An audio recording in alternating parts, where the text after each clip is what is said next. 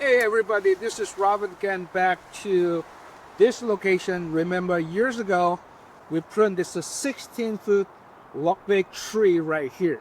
Last year when we start pruning this tree, this is the first time prune this tree for I don't know how many years. They never maintained the tree. There's only water, so that's why really busy. But you can see after years we do a lot of layer. We prune a lot of dead branches inside and cleaning up.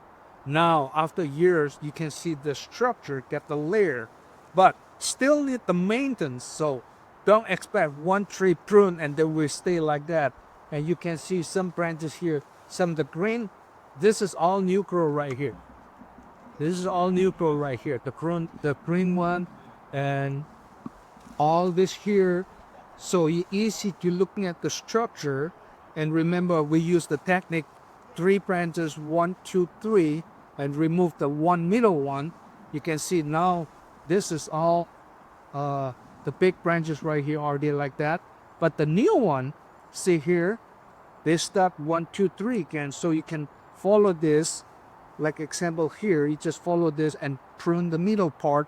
So that's how to prune the tree back, and don't let them grow too bushy right here. Like this one here, they try to find the space. We can getting down, and you can see this. If you take it out like this is really air movement right here. Like Nolan said, the bird like to come over here. So anything, and from my angle right here for one friend, just getting inside, so grow inside, that one you want to remove it. So not the big job, the owners or yourself, you can open up this tree. On this side here you can see when you prune the tree, suggest you go back a little bit from the tree, looking at from the distance, looking at the tree, which part is heavy one, then you're working on the one section and go to the other section. So when you're pruning the tree like this, don't expect you want to get the museum quality. Of course, it's really dependent on the structure. Pruning the tree to get a much better quality is take 15 to 20 years, maybe longer, to get the better structure, better view. So you have to keep working on it. So you want to see the insides. Let's bring the camera, come inside right here, take a look. So let's take a look at the inside of the tree. Look how clear the canopy is. All the light can evenly come through. A year ago, you couldn't even see the sky, right? And remember, this, we just pruned this for the first time a year ago. And you have to continue to do maintenance. Trees aren't just one and done, right? A lot of you think that, oh, this looks so ugly after you pruned it. But you have to imagine what it looks like 20 years from now. We've only pruned it once, and it's already this good.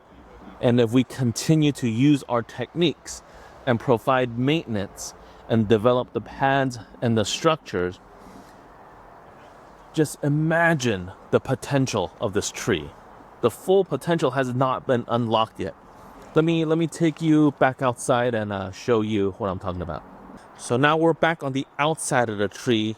Look at these pads that we've created from just one pruning. These will take many, many more years to refine. And then just imagine, I don't know if you can see it, you can see the structure of these pads evening out. And then as you thin out this canopy, you can see the structure inside, the branches, that needs to be thinned out, that still needs to be thinned out. The philosophy of maple tree pruning, remember, a bird should be able to fly through it and perch onto the branches. Now we're on the back side of the tree. Remember, last year when we pruned the tree, there's a big empty space in between right here. We're using the technique to pull these 2 branches to cover up this hole right here. This is the wire we use, and this is not ready to move yet, because if we move it right now, 1 year, this will be go back to both directions. That's the showing the empty space in between right here. So this is the one you need to consider if you have an empty space in your on your tree not perfect, you can make adjustment the branches to lay out to get the right position. Now I'm on the different side of the tree. The reason I take this position right here, if you're looking at the both sides, this side develops stronger than the other side. One of the reasons this side here, there's a big tree and cover up, this is the less light condition. So the tree to try get the longer light, so they try to develop on this side stronger than the other side. So this side right here is a empty space outside, no big tree. They get the longer light condition, so the tree did not need to grow like the other side right there. So you need to prune more time on this side instead of this side. Well, thanks for watching this 1 year update.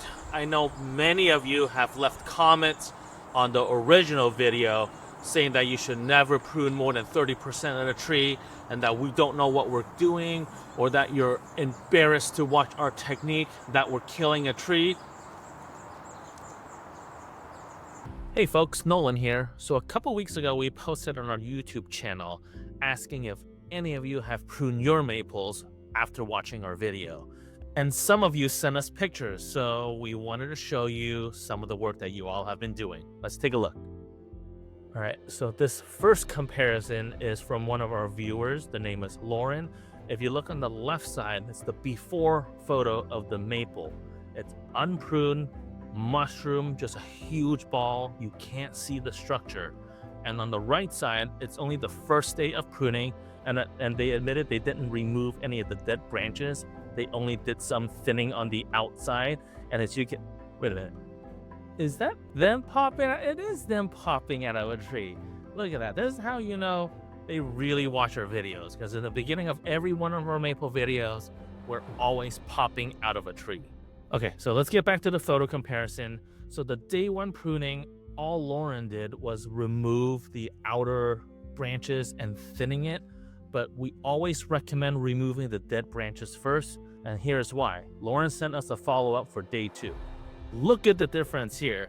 And this second day was a week apart, and all they did was just remove the dead branches, and look at how much it opened up the tree. It's the same tree, and all that was done was removing the dead branches. And every time you remove the dead branches from the tree, it reduces so much weight that the maple naturally pops up and it opens up itself. So Lauren, if you're watching this, continue tackling it. You've already given her a great start. You've lifted the bottom up. You've removed the dead branches on the inside. All that's left is continue refinement and thinning out the branches. Thank you so much for sending these photos over, and please keep us updated on the final result. And this next submission is submitted by Simple Shoes. So this maple, it's not bad at all. Like, it actually looks decent. It doesn't seem overgrown. It's not a huge mushroom.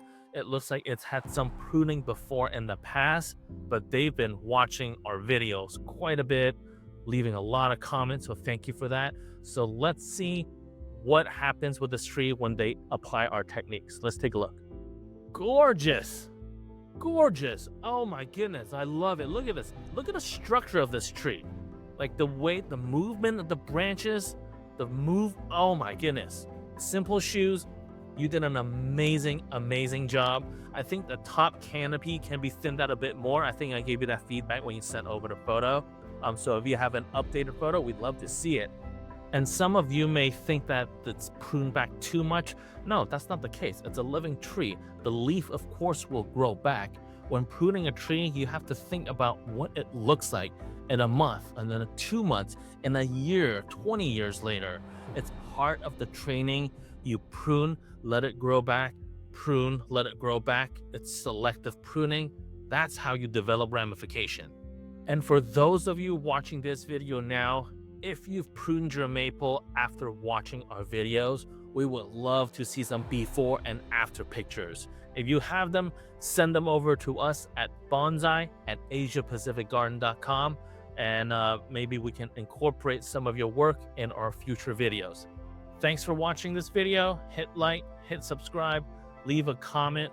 every single Friday, we post another video showcasing bonsai technique, maple pruning techniques, anything related to bonsai. That's what our channel is all about. See you all next week.